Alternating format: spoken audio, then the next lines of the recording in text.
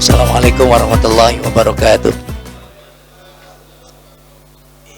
Innal hamdalillah nahmaduhu wa nasta'inuhu wa nastaghfiruhu wa na'udzu billahi min shururi anfusina wa min sayyiati a'malina may yahdihillahu fala mudhillalah wa may yudlil fala hadiyalah. Asyhadu an la ilaha illallah wahdahu la syarikalah wa asyhadu anna Muhammadan abduhu wa rasuluhu la nabiyya ba'da. Bapak-bapak dan ibu-ibu yang dirahmati oleh Allah Subhanahu wa taala, segala puja dan puji serta syukur kita panjatkan kehadirat Allah Subhanahu wa taala atas limpahan nikmat, utamanya nikmat iman, nikmat sehat dan nikmat kesehatan dan nikmat Islam. Sehingga alhamdulillah pada malam hari ini kita diringankan langkahnya, dikuatkan niat dan tekadnya untuk sama-sama duduk di majelis ilmu yang sederhana ini. Salawat dan salam senantiasa tercurah kepada junjungan kita Nabi besar Muhammad sallallahu alaihi wasallam beserta para keluarga, para sahabat dan para pengikutnya yang setia hingga akhir zaman.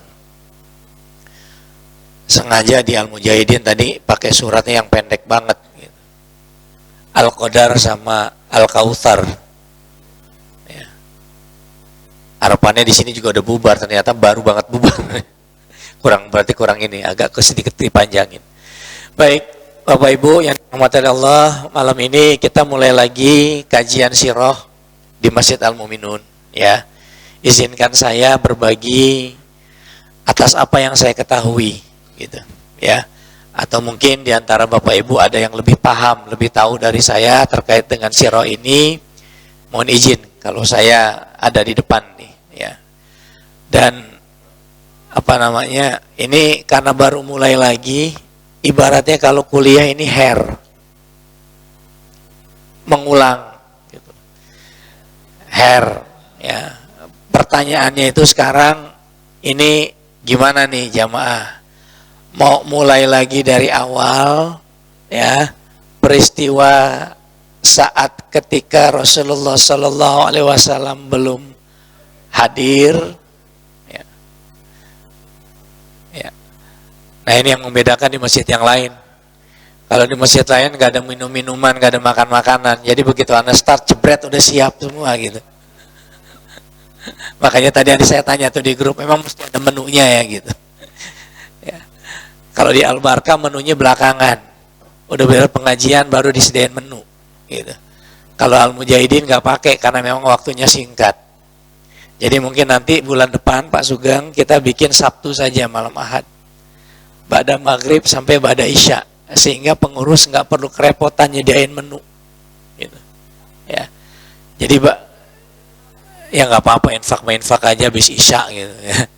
Jadi dari ba'da maghrib sampai ba'da isya Sabtu aja gitu. Ya, jadi nanti hari Sabtu ba'da maghrib kita kumpul dulu dari sini sebelum malam mingguan gitu. Ya. Jadi malam minggunya saya di B1, subuhnya di Al-Barkah, maghribnya di Al-Mujahidin, isyanya udah bisa tidur gitu. Ya gimana nih? Mau diulangi lagi dari awal Rasulullah, masa pra Rasulullah lahir, atau mau ngikutin Al-Barkah? Ya, Al-Barkah. Terakhir di sini kalau nggak salah Utsman bin Affan gitu ya. Ya udah nantilah kita. Harusnya kalau memang mau lanjut itu kisah Ali bin Abi Thalib, ya, radhiyallahu anhu. Nah, tapi mungkin begini sajalah untuk awalan, ya, untuk awalan. Mungkin saya nggak akan ngulang lagi. Kalau mau cerita atau kisah terkait dengan Rasulullah Sallallahu Alaihi Wasallam sebelum beliau lahir, ya, kemudian pada saat beliau lahir peristiwanya seperti apa, diangkat menjadi Rasul dan lain sebagainya, hadir aja di Al-Barkah. Setiap pekan ketiga dan pekan kelima hari Ahad subuh, ya. Kalau mau tentang sahabat-sahabat, kisah para sahabat itu di Al-Mujahidin, sama pekan ketiga ba'da maghrib sampai menjelang isya gitu. Kalau tentang Al-Mu'minun ya udah nantilah kita bahas, kita lanjutin hancak yang lalu, ya, nanti kisah bulan depan, ya, bulan depan kisah tentang Ali bin Abi Thalib radhiyallahu anhu. Tapi perkenankan saya pada malam hari ini, saya nggak tahu nih suara saya tiba-tiba jadi begini Mas Seno. Ya, amin. Tadi Pak, pulang aja pas maghrib di sana, pas ngimamin di Al-Mujahidin, suara saya hilang begini. Ya. Terus pada saat menyampaikan materi juga begini suaranya, Masya Allah. Ya. Oke, saya pengen sedikit kita cerita, mudah-mudahan 30 menit selesai lah, 30 sampai 40 menit. Ya. Terkait dengan besok libur. Ya antum libur kalau Anda ke Bandung masalahnya. Masya Allah. Ya. Baik. Ikhwan fillah, ya jadi malam ini samain dulu deh dengan di Al-Mujahidin ya. Jadi kita mau belajar sosok sahabat yang memiliki banyak keutamaan ya. Beliau punya kemampuan bertarung ya. Beliau juga merupakan sosok agnia, sosok orang kaya ya. Beliau juga memiliki kecerdasan, beliau juga alim ya. Jadi konstruksi sosok yang lumayan komprehensif untuk ukuran seorang sahabat gitu ya. Nah, memang kalau kita bicara sirah ini, Bapak Ibu sekalian, tidak ada satupun catatan sejarah terkait dengan peradaban yang selengkap agama Islam gitu ya. Karena catatan-catatan sejarah agama Islam itu setiap detail peristiwa itu tercatat. Ya, setiap profil, setiap perilaku, setiap karakter orang-orang yang terlibat dalam peradaban Islam itu tercatat. Mulai dari kisahul anbiya, kisah para nabi, lalu kisahul ashab, kisah para sahabat, ya. Kemudian juga kisah-kisah ulama-ulama tabi'in dan tabi'id itu tercatat, Pak. Ya. Makanya kalau kita ngomongin sejarah, sejarah Islam ini luar biasa. Sejarah yang paling lengkap gitu. Makanya belajar sirah, belajar sejarah itu harusnya memberikan inspirasi kehidupan bagi kita. Karena sosok-sosok yang kita pelajari dari sirah nabawiyah itu juga sebenarnya ada di lingkungan yang ada saat ini gitu.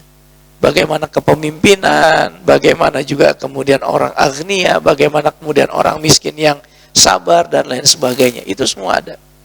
Nah, hari ini, malam ini izinkan sebagai pembuka kita mengawali lagi kajian sirah kita pada malam hari ini. Saya akan mengingatkan kembali tentang profil singkat yang namanya sahabat yang bernama Abdurrahman bin Auf. Abdurrahman bin Auf radhiyallahu anhu. Abdurrahman bin Auf radhiyallahu anhu ini nama aslinya itu adalah Abdu Amr. Ya, ini nama aslinya. Bahkan dalam salah satu riwayat disebutkan nama asli beliau adalah Abdul Ka'bah. Gitu. Ya. Abdul Ka'bah. Lalu kemudian setelah beliau masuk Islam, beliau diberi nama oleh Rasulullah sallallahu alaihi wasallam yaitu Abdurrahman. Bapaknya namanya Auf, kakeknya juga namanya Auf. Jadi Abdurrahman bin Auf bin Auf. Gitu.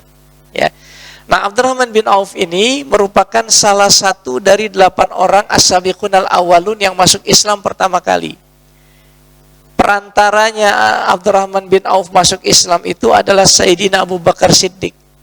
Ya. Abdurrahman bin Auf itu masuk Islam itu 2 hari setelah Abu Bakar Siddiq masuk Islam. Jaraknya enggak jauh. Ya. Karena ingat ya, jadi pola dakwah itu dari yang dekat-dekat dulu. Ya. Jadi Abdurrahman bin Auf masuk Islam 2 hari setelah Abu Bakar Siddiq. Orang kalau udah kena hidayah sederhana, Pak, gampang, Pak. Ya, innal huda hudallah. Kalau hidayah Allah itu udah masuk, sederhana aja, di ngomongin sedikit udah langsung dapat tuh hidayahnya. Ya. Nah, terus kemudian beliau juga termasuk salah satu dari 10 orang yang disebutkan oleh Rasulullah akan menjadi penghuni surga. Wah, ini luar biasa. Kalau udah Rasulullah yang ngomong, antum bakal jadi penghuni surga. Wah, udah garansi banget deh itu. Ya.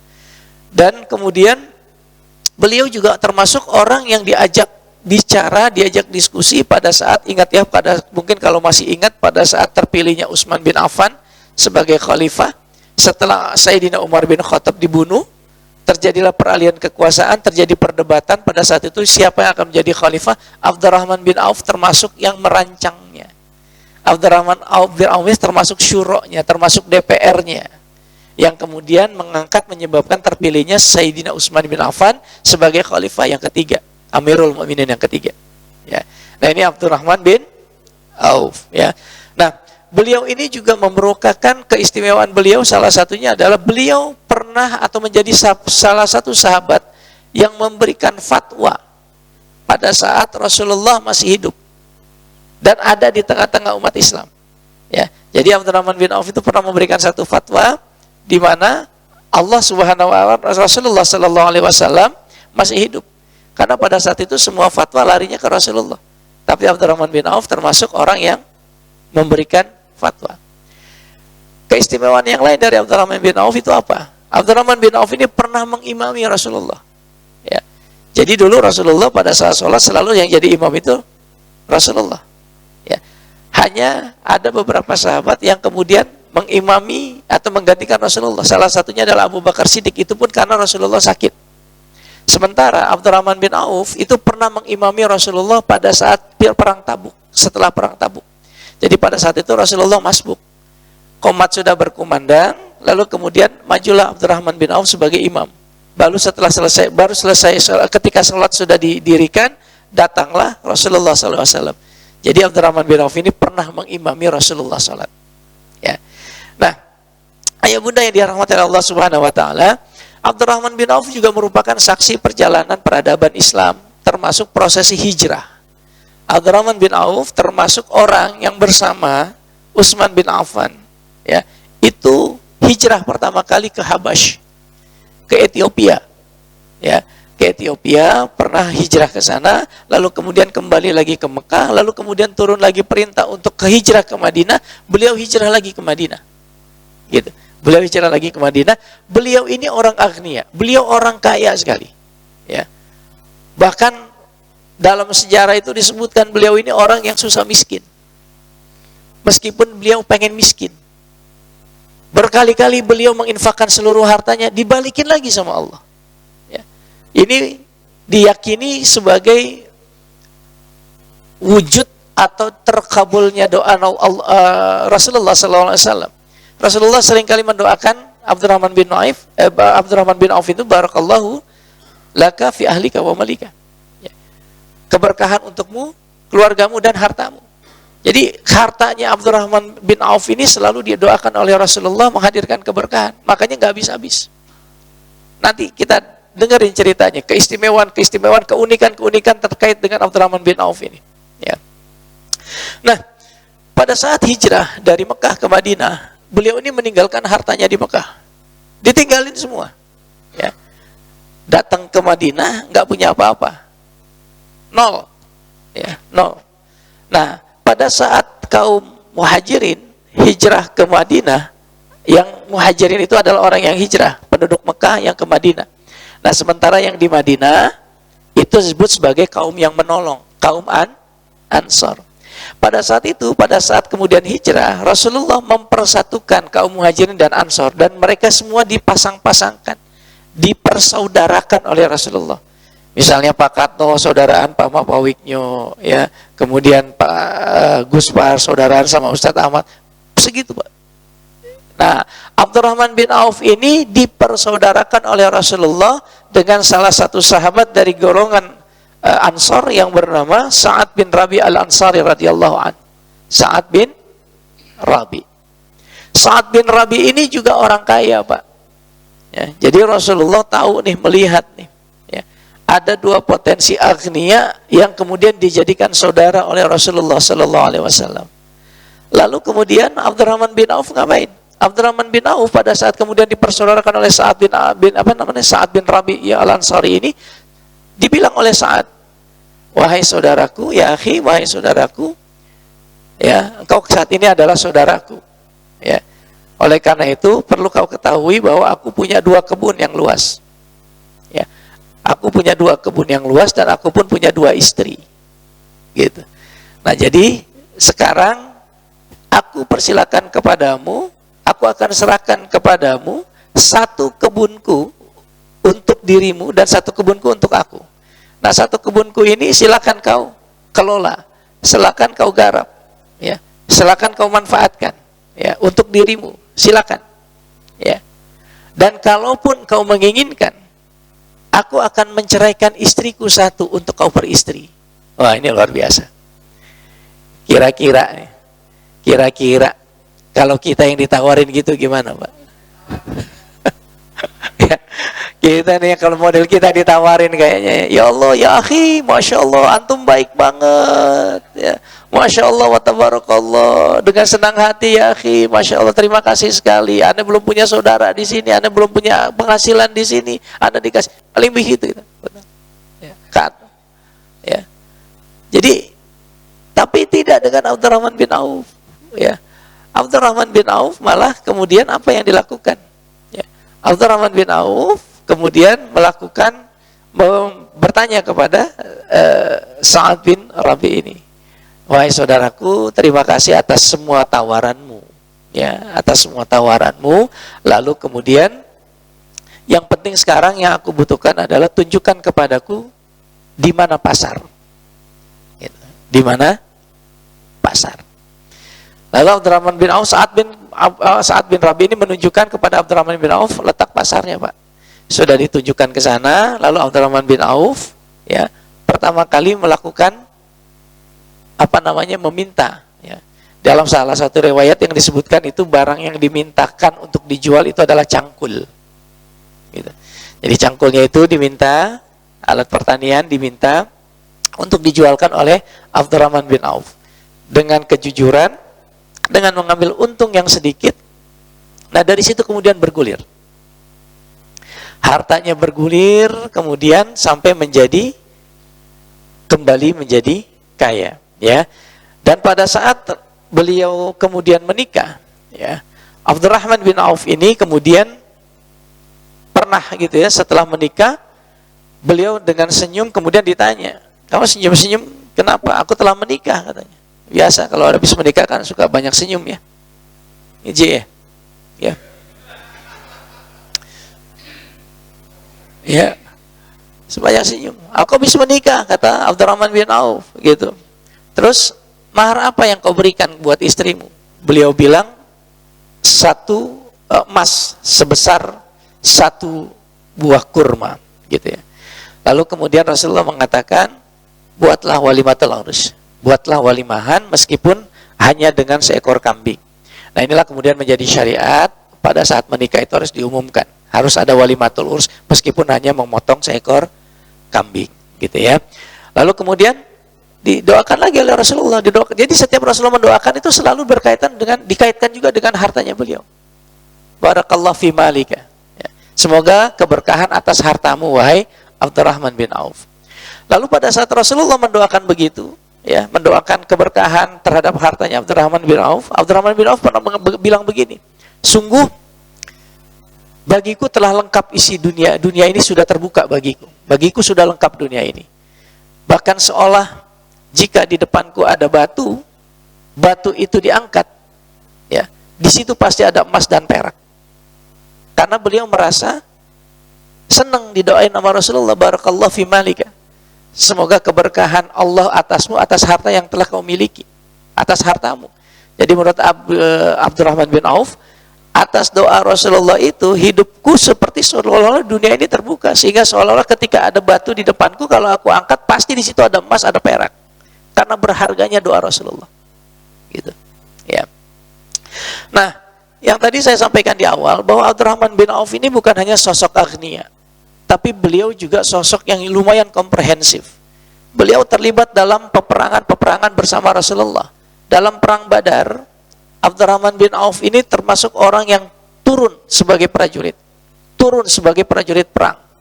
Ya, beliau juga membunuh beberapa musuh-musuh Islam dari karangan kafir Quraisy. Bahkan dalam perang Uhud, ingat ya, dalam sejarah perang Uhud ada pasukan yang kemudian tidak mengikuti arahan Rasulullah, yaitu pasukan Rumat, pasukan panah, ya, yang ada di Bukit Rumat, yang kemudian pada saat Rasulullah bilang jangan turun, mereka turun karena melihat bahwa orang-orang kafir ini kelihatannya sudah mulai terpojok. Lalu kemudian Khalid bin Walid yang pada saat itu belum masuk Islam melihat ada celah, memutar balik kemudian memukul mundur umat Islam. Nah, Abdurrahman bin Auf termasuk salah satu sahabat yang mengikuti Rasulullah. Beliau tidak meninggalkan pos. Gitu. Ya, itu dalam perang Uhud. Jadi ini orang kaya yang berani, Pak. Berani tarung, Pak.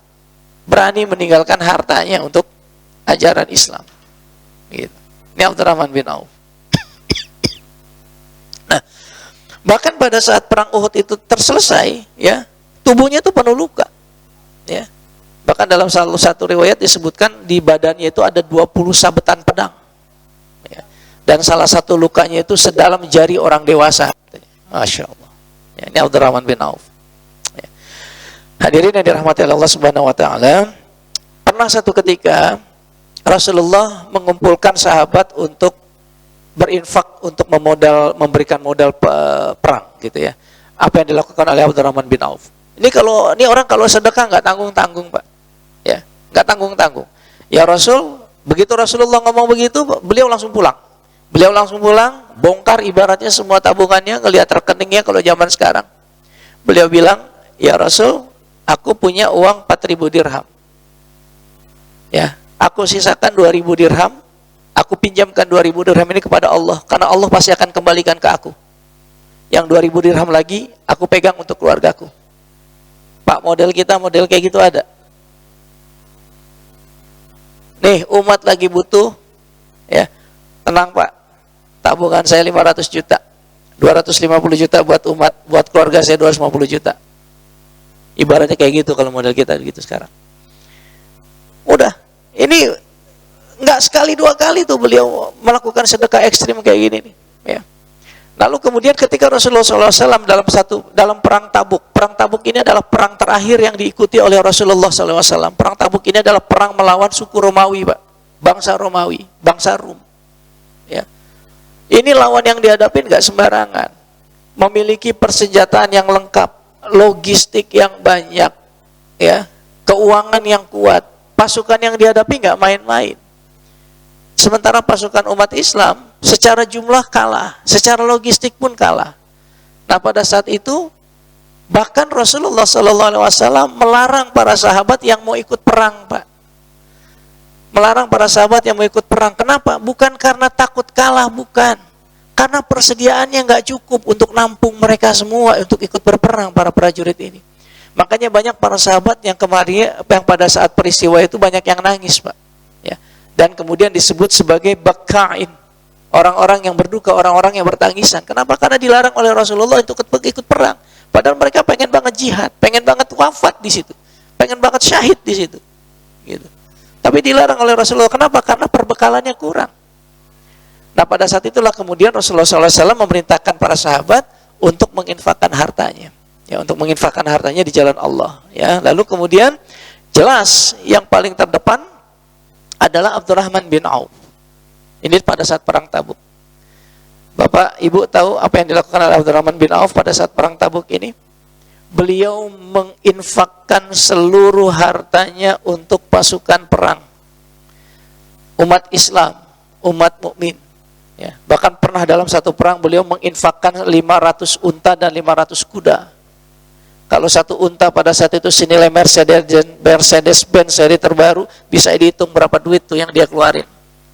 Nah, dalam perang Tabuk beliau menginfakkan seluruh hartanya, Pak. Menginfakkan seluruh hartanya. Kok dia nggak takut miskin ya? Nanti kita akan tahu kenapa kok beliau berani begitu. Ya. Jadi pada saat perang Tabuk ini diinfakkan seluruh hartanya, lalu kemudian Sayyidina Umar bin Khattab tahu. Ya. Beliau kemudian mengadu kepada Rasulullah, sesungguhnya aku telah melihat Abdurrahman bin Auf ini melakukan satu dosa. Ya. Dan dia tidak meninggalkan sedikit pun hartanya untuk anak istrinya, anak untuk keluarganya. Ini kata Umar bin Khattab radhiyallahu anhu. Lalu Rasulullah memanggil Abdurrahman. Ya Abdurrahman, betulkah kabar yang aku terima dari Umar bahwa engkau tidak menyisakan hartamu untuk keluargamu? Ya. Lalu apa kata Sayyidina Abdurrahman bin Auf? Lah, ya. Aku telah meninggalkan untuk mereka, untuk keluargaku, harta yang lebih banyak, harta yang lebih baik dari harta yang telah aku keluarkan untuk membantu perjuangan agama ini. Lalu Rasulullah mengatakan, berapa ya Abdurrahman? Apa jawab Abdurrahman bin Auf? Sebanyak apa yang Allah dan Rasulnya janjikan berupa rizki, kebaikan, dan pahala atas apa yang telah aku keluarkan. Sebuah keyakinan yang sangat luar biasa. Beliau nggak takut, Pak. Beliau keluarin harta, beliau punya keyakinan bahwa Allah pasti ganti. Allah pasti balikin. Jadi begitu beliau menyerahkan seluruh hartanya untuk membantu pasukan mukmin di perang Tabuk, beliau seluruh hartanya dikeluarkan, diprotes sama Umar. Umar kemudian Sayyidina Umar mengadu kepada Rasulullah SAW. Lalu Rasulullah panggil Sayyidina Abdurrahman bin Auf, ditanya, benar nggak kamu nggak ninggalin keluarga? Kata Sayyidina Abdurrahman bin Auf, enggak, ya, saya ninggalin harta mereka yang lebih banyak dan lebih baik dari harta yang aku infakkan. Berapa kata Rasulullah? Yaitu senilai rizki, ya, yang telah Allah dan Rasulnya janjikan, ya, berupa rizki, kebaikan, dan pahala, ya, yang telah aku, dari apa yang telah aku keluarkan. Tuh, Masya Allah. Jadi jelas ya Pak, ya, kenapa kemudian beliau itu kalau sedekah tuh ekstrim banget ya, Abdurrahman bin Auf. Karena beliau yakin, apa yang aku keluarkan sepanjang aku niatkan karena Allah, pasti Allah balikin, ya, pasti Allah balikin, apapun itu, ya. Baik, hadirin yang dirahmati Allah Subhanahu Wa Taala, bahkan Abdurrahman bin Auf ini juga punya kedekatan yang cukup erat dengan keluarga Rasulullah SAW, terutama ummahatul mukminin, para istri Rasulullah SAW. Sepeninggalnya Rasulullah wafat, ini yang ngurus istri-istri Rasulullah itu adalah Abdurrahman bin Auf, ya, yang ngasih uang belanjanya, yang menyediakan kemah, yang menyediakan tenda, yang menyediakan perangkat tidur dan lain sebagainya, itu adalah Abdurrahman bin Auf, ya. Makanya Abdurrahman bin Auf ini punya kedekatan emosional. Jadi kalau istri-istri Rasulullah ini sepeninggal Rasulullah wafat pengen pergi haji, beliau yang nemenin, beliau yang anterin, beliau yang membiayai dan lain sebagainya. Ya, Abdurrahman bin Auf. Jadi punya kedekatan yang cukup erat dengan ummahatul mukminin, ya. Bahkan pernah juga beliau menjual sebidang tanah, kemudian harganya dengan harga yang cukup tinggi, lalu harga jual itu dibagikan kepada ummahatul mukminin, ya. Lalu kemudian ketika Ibunda Aisyah, ya, radhiyallahu anha kemudian bertanya, siapa yang mengirim uang ini? Dijawab Abdurrahman bin Auf. Lalu kata Aisyah, maka Rasulullah bersabda, tidak ada yang menaruh belas kasihan kepada kalian para istri Nabi, ya, melainkan orang-orang yang sabar. Maksudnya adalah Abdurrahman bin Auf ini, ya. Nah, jadi doa Rasulullah itu selalu mengkaitkan dengan hartanya Abdurrahman bin Auf. Makanya Abdurrahman bin Auf ini gak bisa miskin meskipun dia pengen banget miskin, Pak. Pernah satu ketika dia habis dagang, ya, habis dagang. Abdurrahman bin Auf ini habis dagang, datang ke Madinah. Itu hasil dagangannya, hasil hartanya itu dibawa oleh 700 hewan tunggangan, kuda dan unta. Kebayang nggak? Ibaratnya kalau 7 kontainer itu harta yang dibawa dari perniagaan, ya, datang ke Madinah. Kan 700 Pak, bung gitu kan, ya, bunyinya. Itu menimbulkan kehebohan. Lalu kemudian Sayyidatina Aisyah, Ibunda Siti Aisyah radhiyallahu anha kemudian bertanya, itu siapa itu? Ada suara apa kok rame-rame? Ya. Lalu para penduduk Madinah bilang, itu Abdurrahman bin Auf dagang. Dia baru kembali lagi ke Madinah. Lalu kemudian kata Sayyidatina Aisyah, ya, beliau mengatakan semoga Allah memberkahi hartanya dan yang ia infakkan di dunia. Sungguh pahala di akhirat itu jauh lebih besar. Dan ketahuilah sungguh bahwa aku telah mendengar Rasulullah SAW pernah berkata bahwa Abdurrahman bin Auf ini nanti masuk surga, iya masuk surga. Jadi penduduk surga, iya jadi penduduk surga. Tapi dia masuk surganya paling akhir dibanding sahabat yang lain. Aisyah pernah dengar itu dari mulut Rasulullah. Ketika ditanya, kok bisa Abdurrahman bin Auf masuk surga terakhir? Hisabnya lama.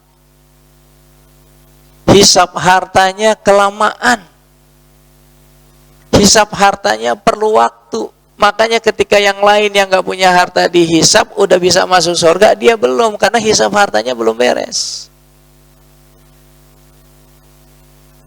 perkataan Ibunda Aisyah radhiyallahu anha itu kemudian disampaikan kepada Abdurrahman bin Auf.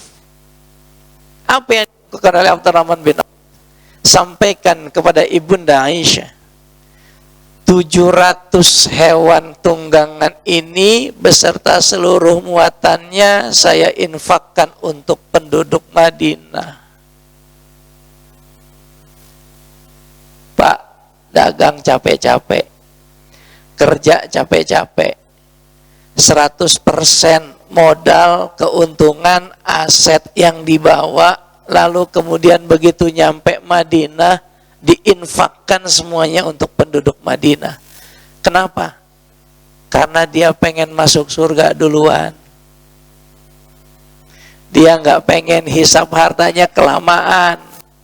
Jangan-jangan nih gara-gara 700 ini gue bakal bener-bener masuk surga belakangan. Tapi nggak miskin-miskin juga, Pak. Nggak miskin-miskin juga. Ada satu cerita lagi yang menarik. Ya. Jadi satu ketika, pada saat perang Tabuk itu, para sahabat ini kan meninggalkan hartanya di rumah, termasuk hasil pertanian mereka yang berbentuk kurma. Ya. Banyak kurmanya itu di Madinah. Karena ditinggal lama, kurmanya ini tidak diputar, ya, tidak dimonetasi, tidak dijadikan apa namanya kalau bisnis itu, tidak dijadikan apa investasi gitu ya, busuk kurmanya busuk, ya, kurmanya jadi kurma busuk. Ini kan nggak bisa dijual. Siapa yang mau beli kurma busuk? Ya, resahlah para sahabat yang punya kurma busuk ini. Lalu apa yang terjadi? Ya, diborong sama Abdurrahman bin Auf. Jadi seluruh kurma yang busuk itu tadi diborong, bukan hanya sekedar diborong, Pak, tapi dibayar seharga kurma masih fresh. Nih, Masya Allah. Jadi Abdurrahman bin Auf itu ngeborong kurma yang tadinya busuk itu, yang udah busuk itu, dengan harga kurma yang masih fresh. Allah karim. Ya. Artinya apa? Dia udah keluar uang banyak kan? Udah keluar uang banyak. Tapi dia yakin ini buat Allah. Innallah, apa namanya? Innamal a'malu binniyat. Niatku untuk Allah. Datanglah kemudian kerajaan raja dari Yaman. Raja dari Yaman ini datang ke Madinah karena merasa Madinah ini punya perkebunan kurma yang unggul. Tapi dia bukan cari kurma unggul, Pak. Dia bilang bahwa kehadiran saya ke sini ini adalah karena rakyatku saat ini sedang terkena musibah pandemi. Ya. Musibah pandemi, dan ternyata obatnya, Bapak tahu apa? Kurma busuk. Obatnya adalah kurma busuk, bahan buat bikin vaksinnya kurma busuk, bahan buat bikin obatnya kurma busuk. Sehingga saya ingin membeli kurma busuk yang ada di Madinah ini. Awalnya pengen dikasihin, tapi enggak. Ya. Saya datang ke sini untuk membeli niatnya, bukan untuk mendapatkan gratis. Ya. Bapak tahu kira-kira harga yang kemudian diberikan kepada Abdurrahman bin Auf? 10 kali lipat dari harga dia membeli kurmanya, Pak. Makanya dalam sejarah dibilang di sahabat ini gak bisa miskin. Meskipun berkali-kali beliau berdoa sama Allah supaya jadi orang miskin, gak bisa miskin. Ya. Bahkan, Pak, pada saat beliau meninggal, harta warisnya sudah dibagikan sesuai dengan ilmu faraid. Istri-istrinya sudah dapat, para ummahatul mukminin sudah diberikan hadiah, budaknya sudah dibebaskan, dan lain sebagainya. Itu masih ada itu asetnya. Yang kemarin kalau nggak salah saya sempat dengar dari Ustadz Adi Hidayat, beliau menggunakan metodologi tertentu, kemudian menghitung sisa harta warisnya Abdurrahman bin Auf. Kalau dinominalkan saat ini, Pak, menurut beliau katanya itu ada sekitar 14.000 triliun, Pak. Itu sisanya saja, bukan harta warisnya. Ya, Allah karim. Ya, kita bisa belajar bagaimana kemudian sosok sahabat Sayyidina Abdurrahman bin Auf ini bukan dia orang kaya tapi tidak mendewakan hartanya. Dia tahu bahwa apa yang dia pegang, apa yang dia punya itu sebenarnya titipan Allah. Jadi ketika beliau serahkan ke Allah, bahkan semuanya diserahkan ke Allah, tenang. nggak ada rasa kekhawatiran. Besok saya harus makan apa? Besok saya harus makan siapa? Nggak ada rasa khawatir kayak gitu. Ya.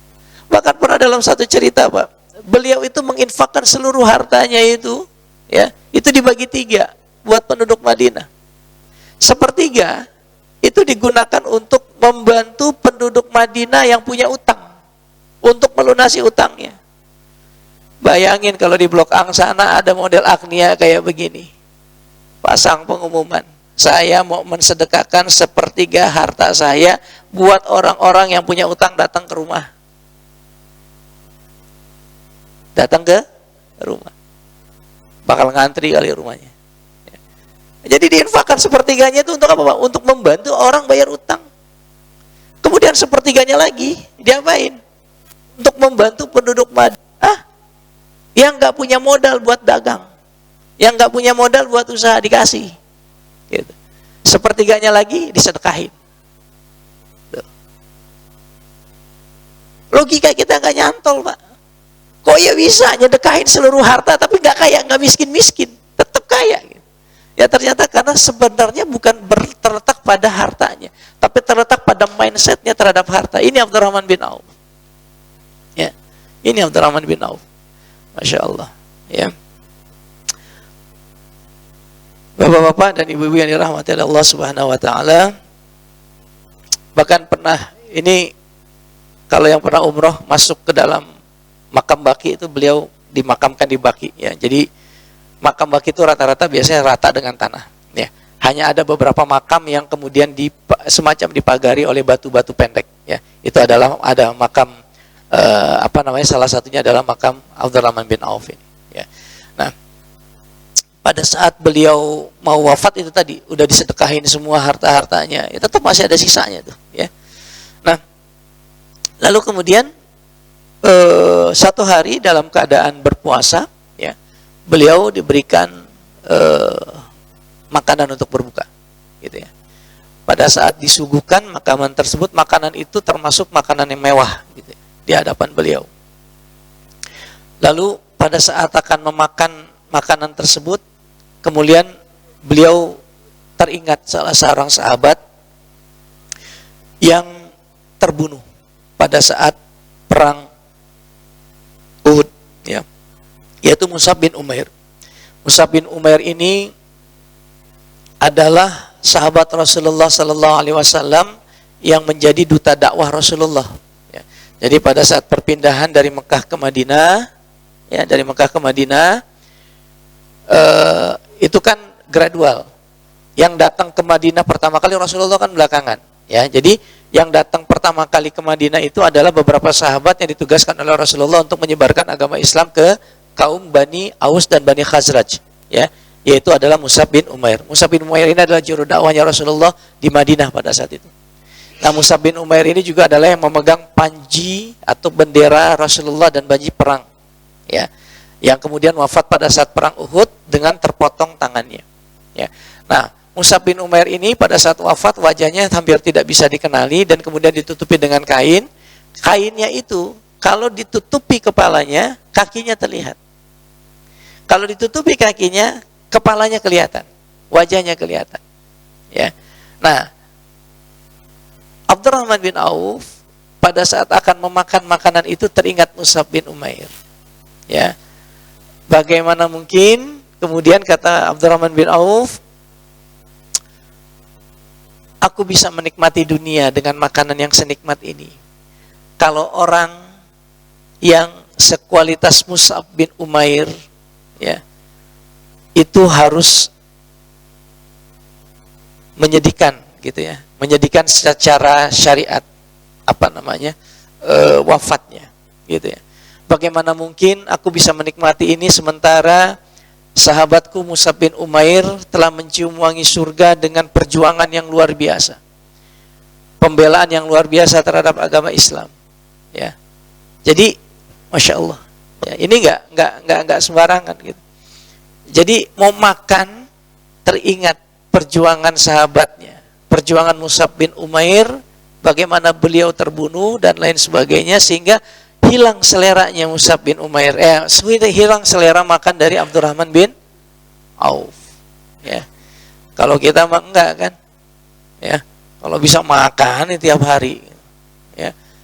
Ini Abdurrahman bin Auf di hadapannya disajikan makanan enak gitu, tapi beliau bilang enggak lah, saya enggak tega makannya. Saya ingat Mus'ab bin Umair, ya. Bagaimana mungkin ya saya bisa makan sementara sungguh saya khawatir apakah makanan ini akan menyelamatkan saya atau tidak. Saya ingat Mus'ab bin Umair, saya ingin rindu seperti Mus'ab bin Umair, ya. Nah itu, jadi beliau kemudian menangis terisak-isak, menangis terseduh-seduh, dan itu menjadi salah satu cerita yang ikonik dari sosok Abdurrahman bin Auf. Beliau menolak makanan mewah. Lah ini beliau orang kaya, nolak makanan mewah, ya. Nolak makanan mewah karena teringat dengan sahabat Mus'ab bin Umair, ya. Nah pada saat beliau wafat, pada saat sakit itu juga jenazahnya beliau mendapatkan penghormatan yang luar biasa, ya. Karena jenazah beliau itu digotong oleh paman, salah satu paman Rasulullah SAW, ya, yang bernama Sa'ad bin Abi Waqqas. Nah, Sa'ad bin Abi Waqqas ini merupakan salah satu paman Rasulullah yang mengangkat jenazah dari Abdurrahman bin Auf, ya. Yang menyolati itu adalah salah satu Amirul Mukminin, ya, yaitu Sayyidina Utsman bin Affan radhiyallahu anhu, ya. Dan yang mengantarkan ke liang lahat ke pekuburan itu juga adalah salah satu sahabat Rasulullah, sepupu Rasulullah yang sangat luar biasa, ya, yang sangat memiliki peran yang sangat luar biasa dalam Islam serta peradaban Islam, yaitu Sayyidina Ali bin Abi Thalib radhiyallahu anhu, ya. Nah, itu barangkali untuk awalan saja dulu, ya. Mudah-mudahan merangsang kita untuk, ya, mudah-mudahan kita bisa istiqomah. Ya, Pak Sugeng mungkin nanti bulan depan hari Sabtu aja. Hari Sabtu pada maghrib sambil nunggu waktu Isya, ya. Mudah-mudahan kita bisa. Oke. Pekan ketiga, tambah pekan 5 dah, barengan sama kayak Al-Barkah jadinya. Al-Barkah juga begitu. Jadi kalau misalnya hari Sabtu ada pekan kelimanya, berarti saya ngisi tuh, gitu, ya. Jadi kita nanti mulai dari episode Ali bin Abi Thalib, ya, nerusin aja yang kemarin, ya. Ya, kalau kemarin kan kita udah selesai tuh Utsman bin Affan, bagaimana kemudian Sayyidina Utsman bin Affan sampai terjadi terbunuh, ya. Terbunuh, ada fitnah-fitnah dan lain sebagainya, ya. Ya itulah, ya. Jadi kita belajar dari Sayyidina Abdurrahman bin Auf radhiyallahu anhu bagaimana kemudian harta itu hanya akan menyelamatkan kita kalau kita percaya bahwa harta ini bukan punya kita, ya. Yakini bahwa ketika kita keluarkan harta ini karena Allah, Allah pasti akan balas dengan yang lebih baik, ya. Itu barangkali yang bisa saya sampaikan. Lebih kurangnya saya mohon maaf. Mau istirahat dulu. Ya, ini lanjut lagi di B1 lagi ada lagi itu apa? Gue nggak ngerti dah tuh. Suara udah habis gini dah. Itu ya, Pak Sugeng insyaallah, ya, pada hari Sabtu setiap pekan ketiga ba'da maghrib sampai ba'da isya kita mulai lagi kajian sirah. Mudah-mudahan manfaat dan mudah-mudahan menimbulkan ghirah bagi kita semua. Wa'alafu minkum usikum wa nafsi bittaqwallah faqad fazal muttaqun. Mari kita akhiri dengan doa kafaratul majlis. Subhanakallahumma wa bihamdika asyhadu an la ilaha illa anta astaghfiruka wa atubu ilaik. Wassalamualaikum warahmatullahi wabarakatuh.